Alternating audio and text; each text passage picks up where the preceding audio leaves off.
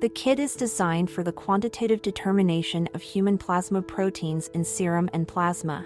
The kit is useful for carrying out determinations without having instrumentation such as a spectrophotometer or photometer.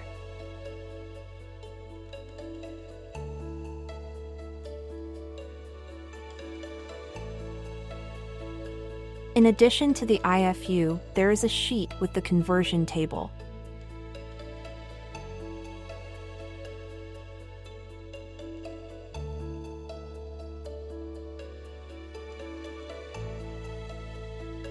I open the envelope above the zip closure.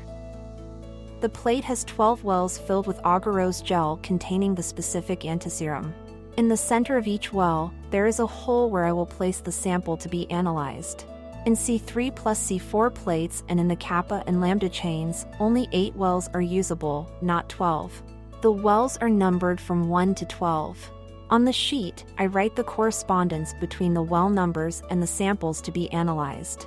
I remove the cover from the plate by applying force at this point. After 5 minutes at room temperature, any condensation present in the wells should have evaporated. So I can proceed with the insemination of the samples. With the pipette, I place sample 1 into well 1 and write it on the sheet. I do the same with the other samples, pipette the samples and record the correspondence on the sheet. At my discretion, I keep one well for the control, provided separately. In this case, I use the pipette to place the control in well 12. I put the lid back on, place the plate in the bag, and close it with the zipper. I wait for at least 20 minutes to allow the gel to absorb the samples. I turn the bag upside down and place it inverted for 48 to 72 hours at room temperature. If multiple plates are used, mark the plates and bags.